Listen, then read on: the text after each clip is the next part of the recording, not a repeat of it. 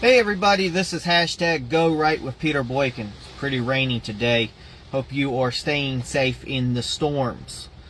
We've got a couple of different things to talk about on hashtag Go Right News. And let's get to it. We'll be right back. So Kamala Harris makes promises on inflation as running mate faces military record scrutiny. Possible value vulture. This is brought to you by hashtag Go Right News, shared by Peter Boykin, myself, American political commentator, a citizen journalist, activist, and constitutionalist for liberty. You can find these articles on GoRightNews.com. Now, Vice President Kamala Harris recently addressed her supporters with a commitment to tackle inflation, stating, quote, "Prices for everything like groceries are still too high. When I am president, it will be day one priority to fight to bring down prices." Now, this statement reflects her acknowledgement of the ongoing economic challenges facing everyday Americans. I thought Bidenomics was working. Apparently not.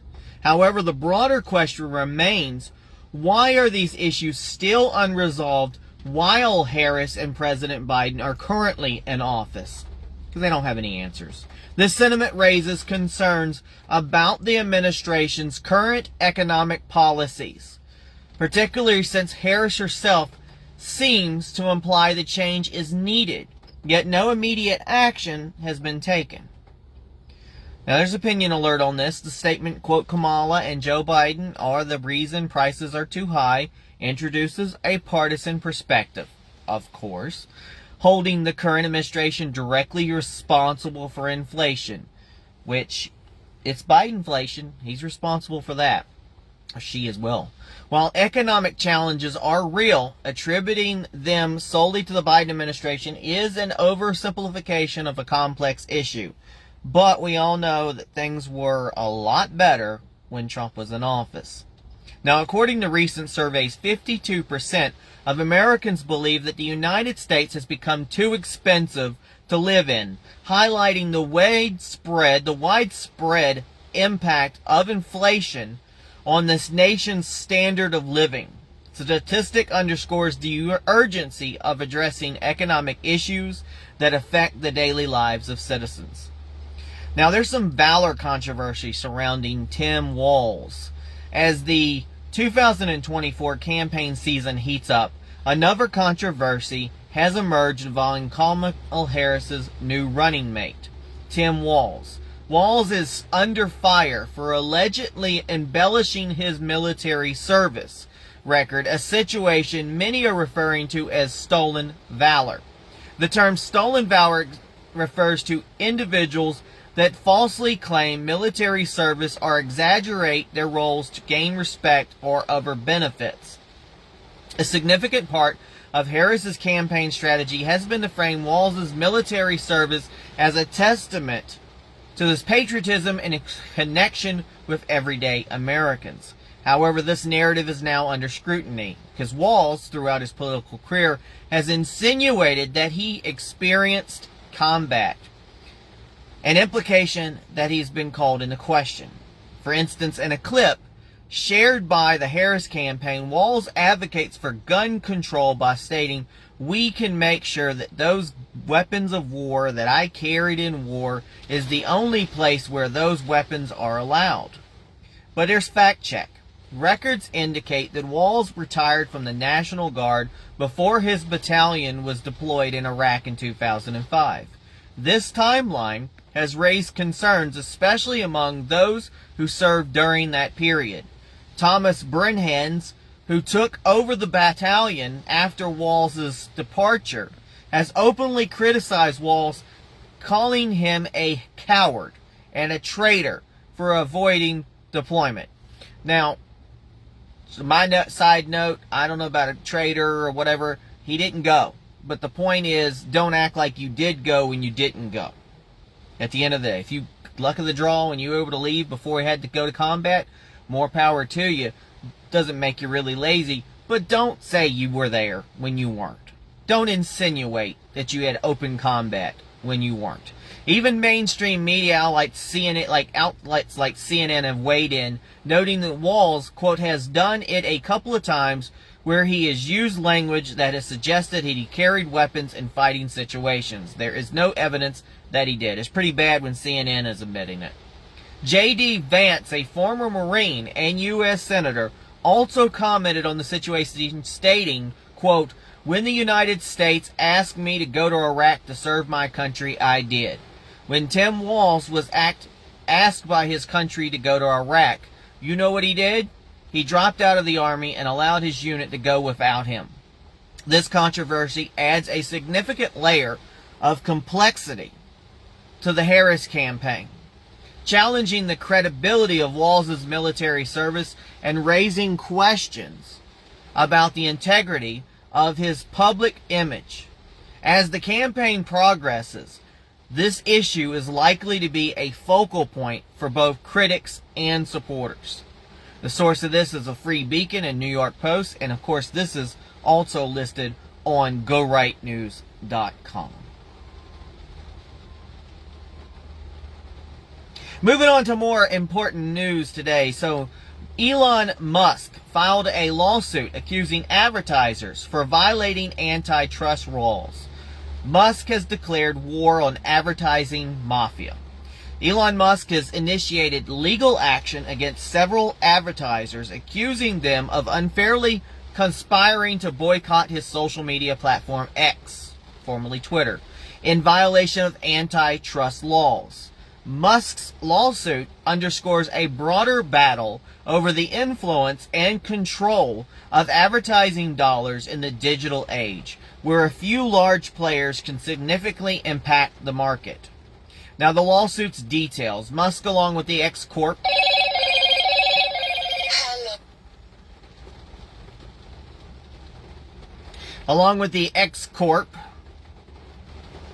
CEO Linda Yocanero, announced the lawsuit targeting the Global Alliance for Responsibility Media, GARM, the World Federation of Advertisers, and several major companies including CVS Health, Mars, Oristed, and Unilever.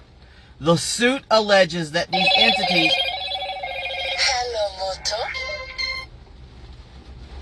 Trying to give you the news.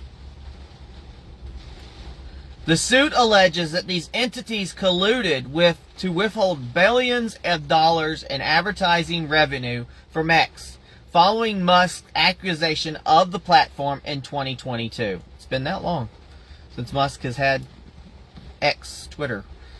Understanding GARM. GARM is described by critics as a cartel. It was established by the World Federation of Advertisers. This organization is comprised of the world's largest brands, controlling a staggering 90% of global ad spending. Musk's lawsuit suggests that GARM's influence has enabled it to corroborate actions that undermine competition, particularly targeting platforms that challenge the status quo. Now, here's the economic impact on X. Following the alleged boycott, X's advertising revenue reportedly plummeted by nearly 60% between April and May of 2023. This sharp decline highlights the significant influence that major advertisers wield over digital platforms, particularly when they act in concert. And there was escalation of tension. Yocanero, in an open letter to advertisers, accused them of abandoning X under false pretenses. She emphasizes that X had made substantial efforts to address safety concerns, only to be met with dismissal. Quote, we worked in good faith to showcase our innovations and allay concerns. Yet many companies chose to dismiss the facts. To those who broke the law, we say enough is enough. Now, Elon Musk echoed Yocanero's statements, talking a more combative stance by declaring, quote, we tried peace for 2 years now. It's war. This response indicates a significant escalation in the conflict between X and its advertisers. Now, here's the broader context. This legal battle is set against the backdrop of concerns.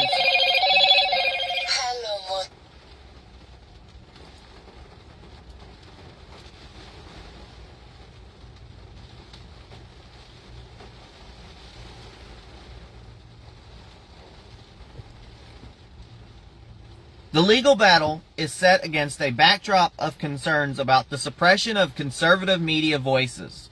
Earlier in the year, an investigation by Republicans on the House Judiciary Committee revealed efforts to silence conservative outlets by cutting off their ad revenue. In one revealing email, and I'm back. Broader context. This legal battle is set against a backdrop of concerns about the suppression of conservative media voices.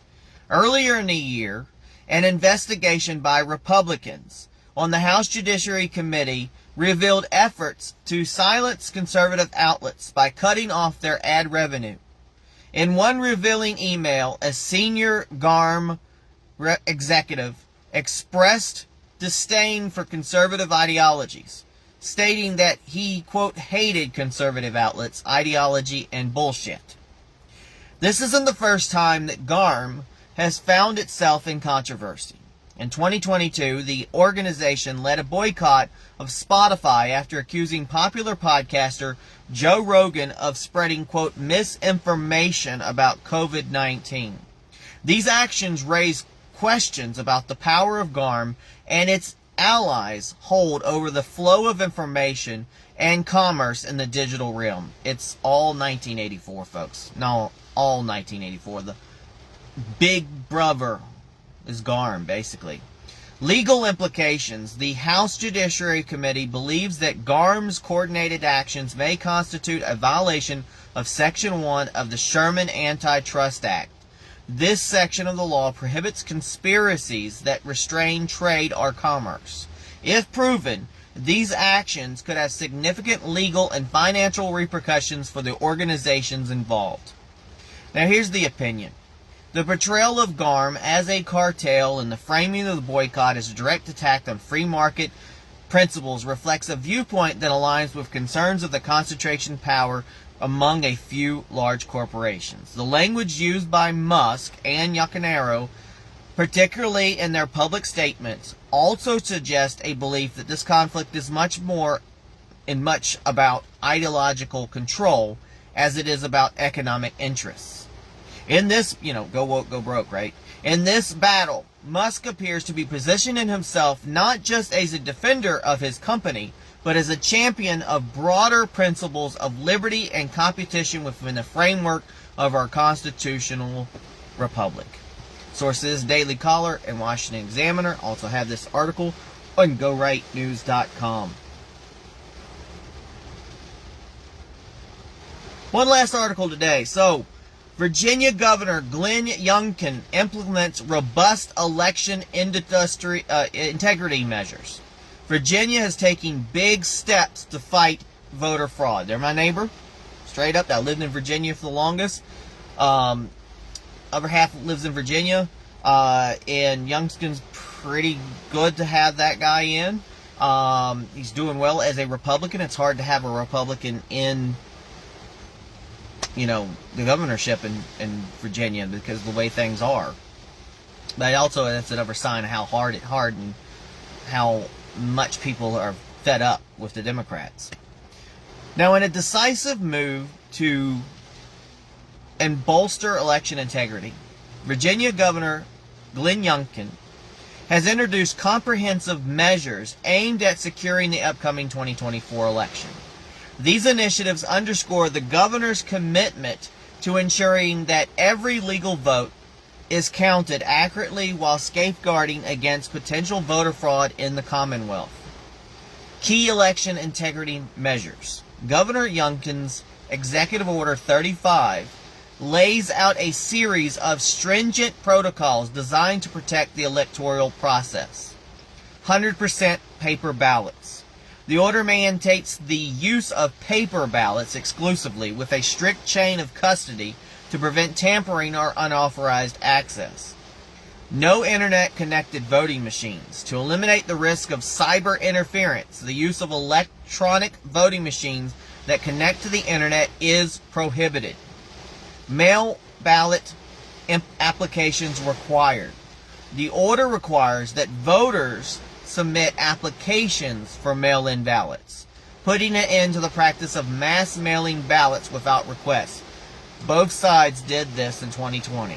It backfired really bad because anybody could fill in anything and sign it and send it in, and we know people were faking votes. We know it. 2020 24/7 surveillance of ballot drop boxes. I still think these need to be in the post offices, not on the street. To ensure the security of ballot drop boxes, they are to be monitored around the clock. Daily voter roll updates. The voter rolls will be updated daily to remove non-citizens and deceased individuals, preventing any ineligible votes from being cast. You know, the write-in votes, some dead person, like they joke. I think they talk about Jimmy Carter, God bless his soul. They're trying to keep him alive enough so he can vote in the next election. And I'm like, well, what's it matter? Even if he's dead, he's still going to vote. He's a Democrat. Addressing illegal voting. The order also outlines procedures for dealing with illegal voting attempts, ensuring that only eligible voters participate in the election. Governor Youngkin's stance on election integrity. In his press conference, a press release, Governor Youngkin highlighted the importance of these measures, stating every legal vote deserves to be counted without being watered down by illegal votes or inaccurate machines. This statement reflects a broader concern about the integrity of the electoral process, particularly in the light of the ongoing national debate over voter fraud and election security. Let's throw in some reaction from Donald Trump. Former President Donald Trump praised Governor Youngkin's actions, posting on Truth Social, "This beautiful Commonwealth of Virginia, superbly led by Governor Glenn Youngkin, is taking a strong lead in securing the election in November. Every state should follow Virginia's lead. Great job." This endorsement from Trump, a vocal advocate of election security, signals the significance of Youngkin's measures within the broader Republican effort to ensure fair and transparent elections. Why won't the Democrats get on board? I don't know, because obviously they're trying to say that they care about elections, but really they don't. Now, Virginia's political landscape. Virginia is a state that leaned heavily toward Joe Biden in 2020 with a margin of roughly 450,000 votes. Has been a challenging battleground for Republicans over the past 2 decades. However, political strategists are cautiously optimistic that the state may be in play this year. The implication of these election integrity measures could energize the Republican base and potentially influence voter turnout.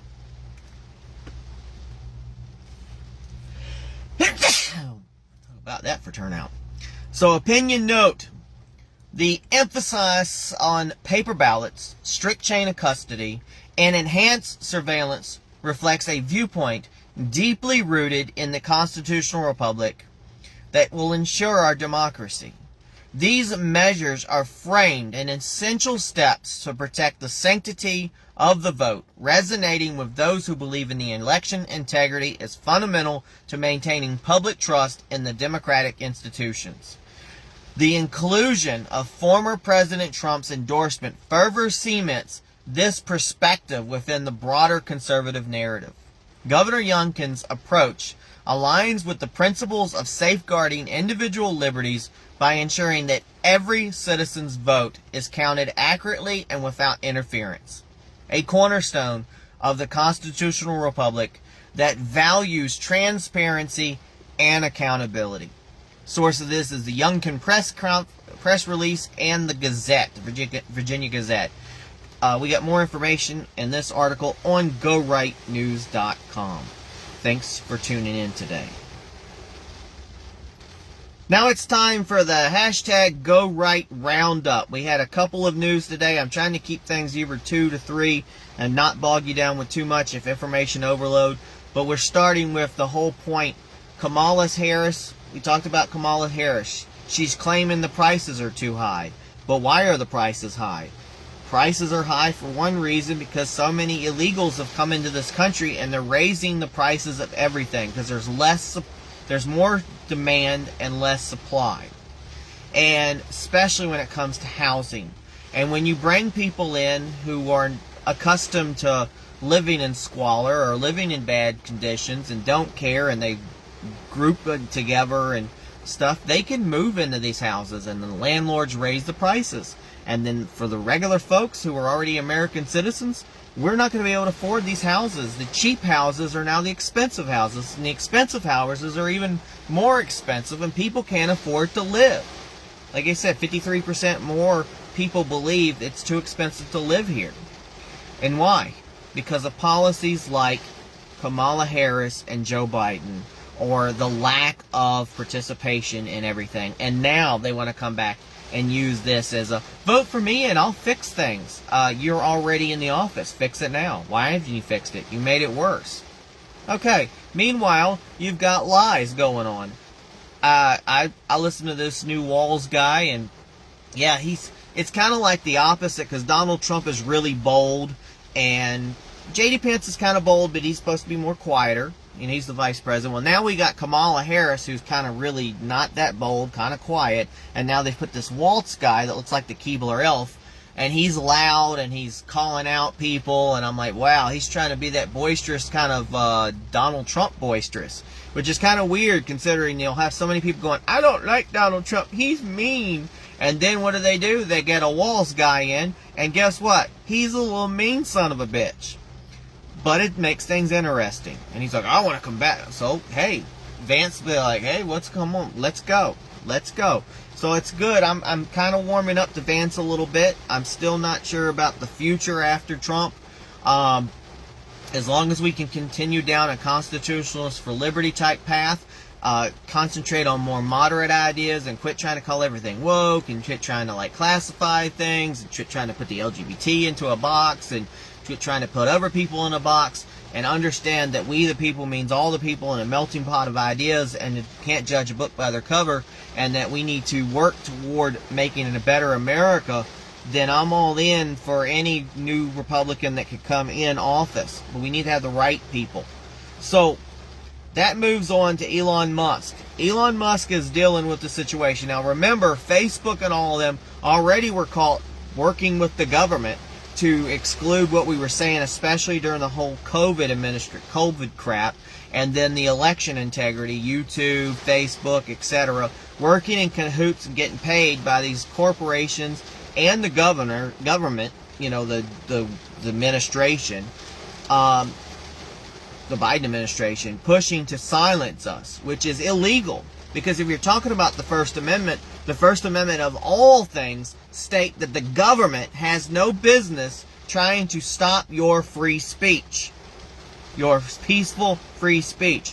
And so the government involved in organizations to cut out your speech, to kick you out, to question you, etc., is breaking the First Amendment. And people go, well, the companies can do whatever they want to. They don't have to have free speech because that's not in the Constitution. In a way, but not if they're working directly with government agencies and they're doing this in a political side kind of sense.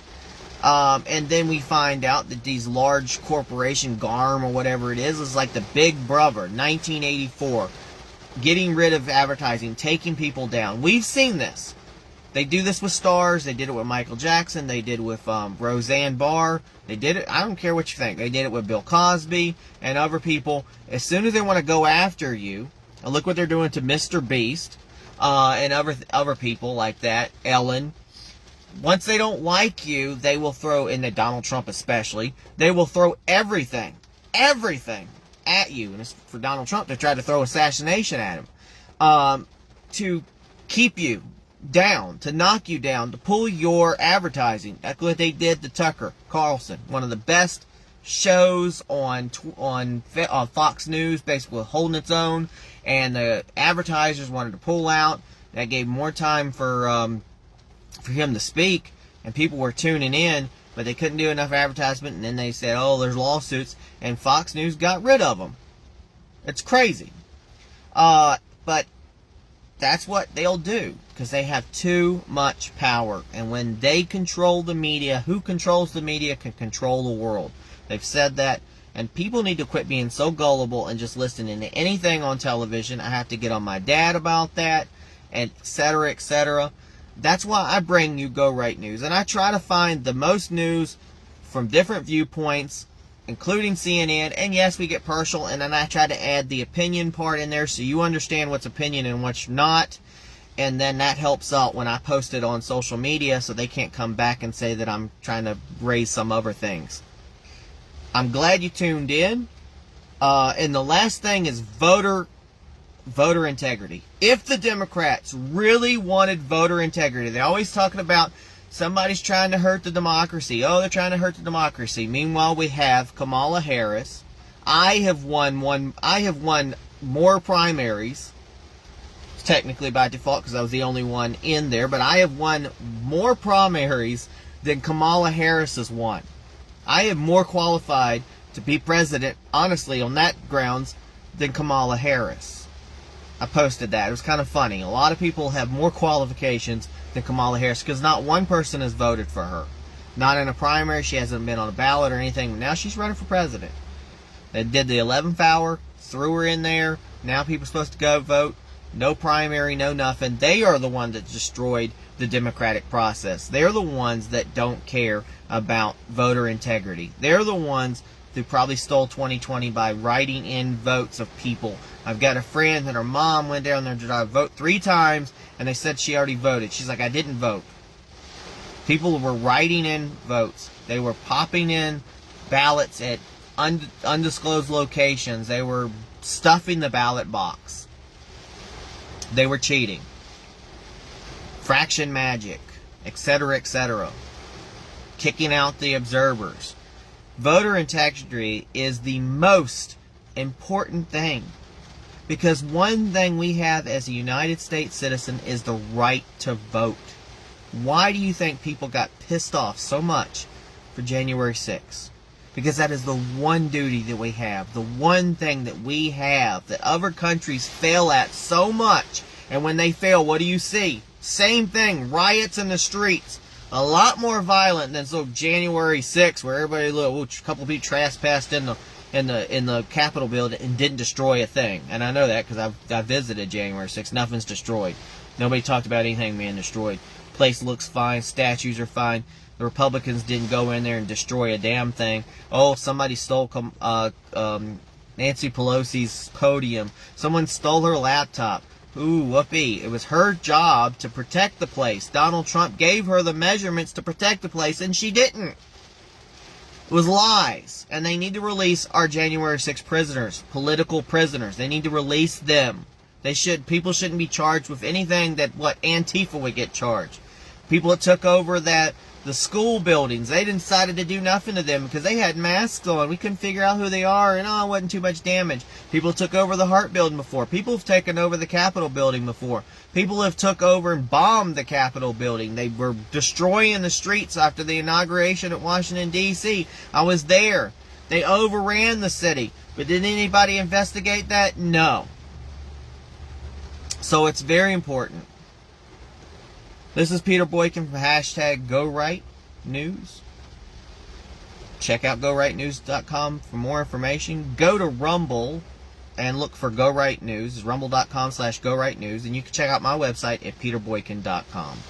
God bless everybody. Peace and stay safe.